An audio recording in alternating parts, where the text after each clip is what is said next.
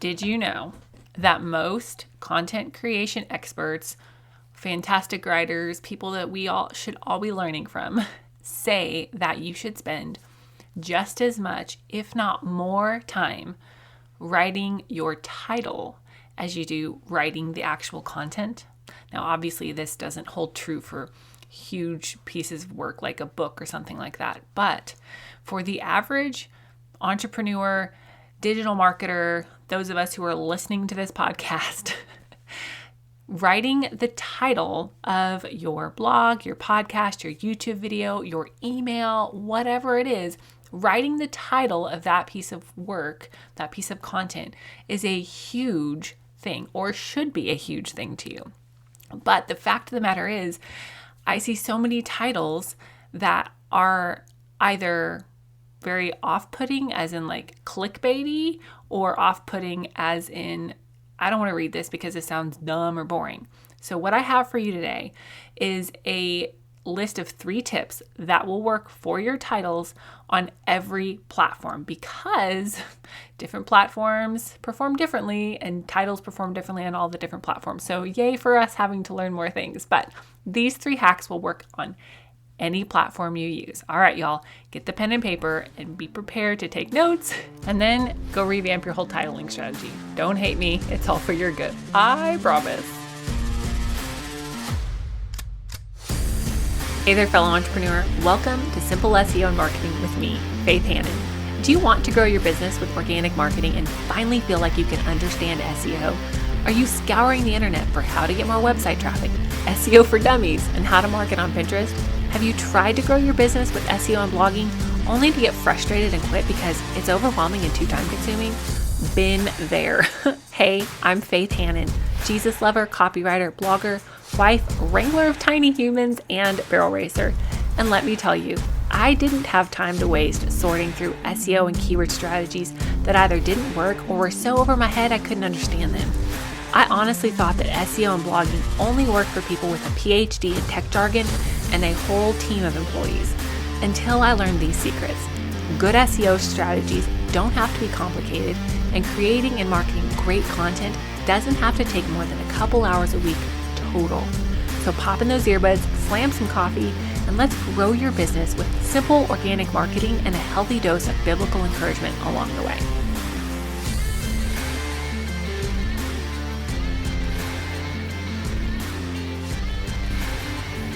Okay, so I'll be real. I thought about making an episode for like every platform, like individually for this podcast, but then I was like, no, I don't have the energy for that right now. But instead, I've got 3 hacks for great titles that will truly work on every platform. Because if y'all didn't know this, each platform has different titling, air quote, rules.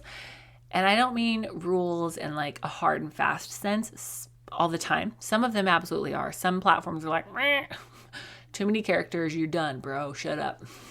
And then other platforms, it's like, sure, you can write 5 sentences for your title, but nobody's going to click it, right? And so the rules for titling things, they vary from platform to platform. And honestly, with algorithm changes, that changes some titling rules too. But these 3 hacks will, and I say this jokingly, transcend time and algorithm updates. I mean, I say it jokingly, but it's true as well. These 3 hacks will work for every platform. And the number 1 hack is, I want you to know what your person wants most. What they want. Not what you think they need, not even what they actually need, what they want. Now, I make that distinction because often, with my own content included in this, and then working with clients, oftentimes I see people and their clients are like, well, yes, this is what's performing well. Yeah, this content with this keyword is performing well. And this is what people say they want, but like, this is what they really need. This is what they really need. Okay. For example, one of my colleagues, her stuff on folding laundry and organization does really, really well. Or like things like that, like household chores and just really nitty gritty things. That does really well. And at times she can be like, oh my gosh, I'm so tired of talking about this. But that's what people are consuming. That's what they want. What do they need? Well, they need a system in their home to keep up on stuff like that. But they, Faith included over here, the queen of unfolded laundry piles myself, what we want in this situation is help me not drown in laundry, right? What they need is a system for better home management, okay? And I'm not saying that you should be dishonest in any stretch of the imagination. Like, still deliver the thing that you're promising with your content, but realize that where your person is at, what they want, might be 3 to 5 quote levels lower than what they actually need. Like, you're promising like cereal for breakfast, but you're delivering cereal and homemade pancakes and waffles and fresh squeezed orange juice and a Dutch pancake. Can you tell I like breakfast? Like, you're giving them what they want. You are definitely giving them what they want, but you're also giving them what they need. Okay? Okay. So know what your person wants most. And when you include that in your title, then it's like, oh, yes, that is what I want. That speaks to my soul. Give me that click. Okay? Versus when you're speaking to what they actually need, even if it's what they actually need, even if they know that they need it, but it doesn't really line up with what they want right now, they're less likely to click through to it, y'all, because we are all busy. We all see so much stuff every day. We are inundated with ads and content and just so much information that we're constantly thinking as human beings, like, how does this serve me? And most of us are thinking about our immediate needs, right, wrong, or indifferent. But if you can create your titles in a true way, like ain't nobody want a liar McLiar pants over here.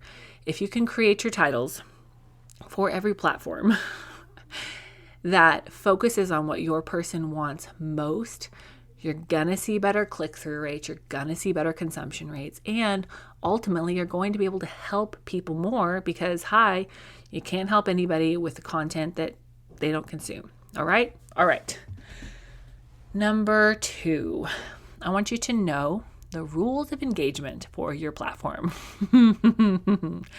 And even more importantly, what your audience responds to on that particular platform. So each platform has different rules, right? Like blogging, y'all, you want your title to be 60 characters or less. Between 50 and 60 is really a sweet spot. But with podcasts, there are no rules. But if you pay attention, you will see that your audience responds better in general to a certain length of title. YouTube, different rules, right? Like writing the title of a book, completely different rules, right? Like social media posts, it's all different. You need to know what your person can see without clicking read more or see more, okay? And you need to know the character count for that. And you need to stay within that. And then you need to track your data, even if it's just loosely tracking your data, to see what your audience responds to the best on that platform. And this goes for emails as well, y'all, because subject lines, if that's not a title, I don't know what is, okay? Know the rules of engagement for your particular platform. And then, bonus time management tip, work that character limit that you have established or researched and established, work that into your content creation template so that you're not having to remember when you sit down to write a social media post, oh, the first line needs to be X amount of characters or less. Okay, and I need to focus on this. Like, no, write it down, put it in the template, be done with the deep thinking part of that, and then it just is going to save you so much time and so much brain space moving forward, okay? So know the rules of engagement for that particular platform for every piece of content.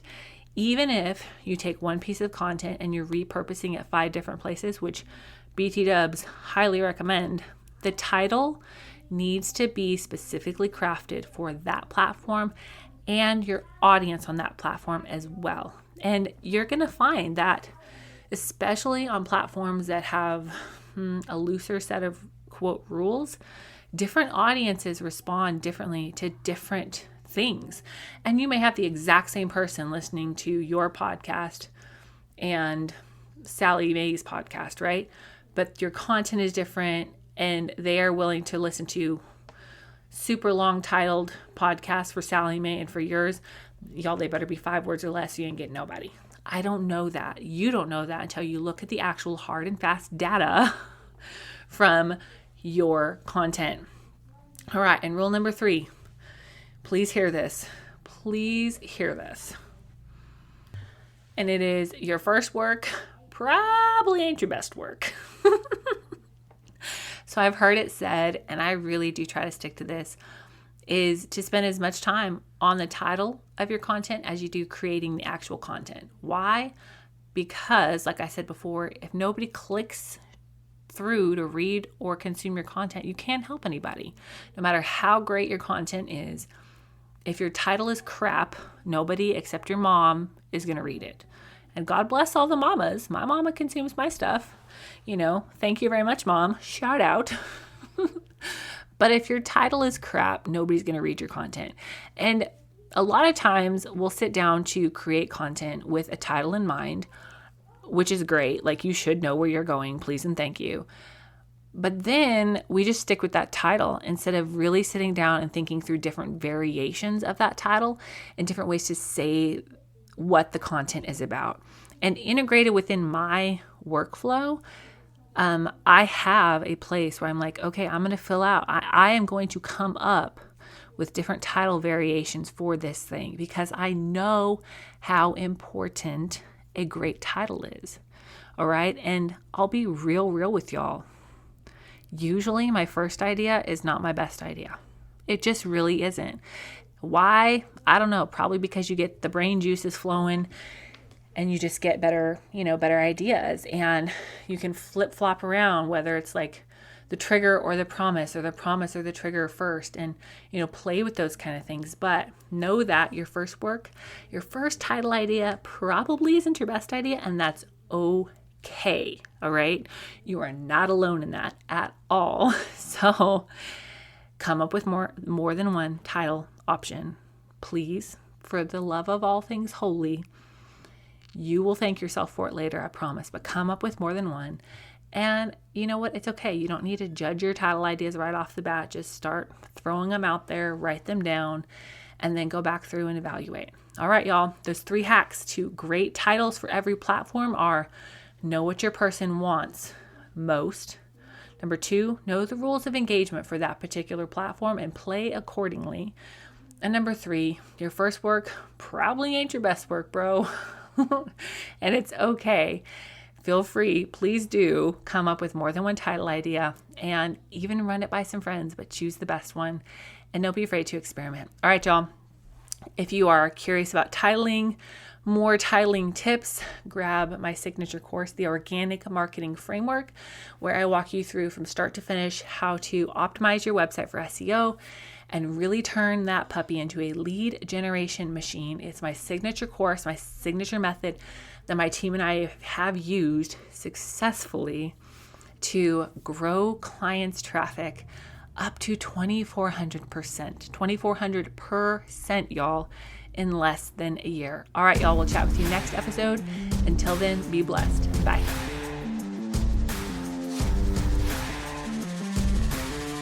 Thank you so much for listening in today. Hopefully this episode gave you some really tangible tips for better SEO and marketing to get more leads and more sales from your website. If it did, can I ask you a quick favor? Would you please share this episode with a friend and then just take 10 seconds and go leave a written review on Apple Podcasts? That is the very best way to help more Jesus-loving entrepreneurs scale their businesses so that they can help more people with their gifts and make an even bigger impact for the kingdom of God. And guess what? We now have a Facebook community where we can learn, hang out, and laugh. Go join the Facebook group now. It's linked in the show notes. And all the other things, courses, coaching, and copywriting can be found at my website, faithhannon.com. Until next time, God bless, and I'll talk to you soon.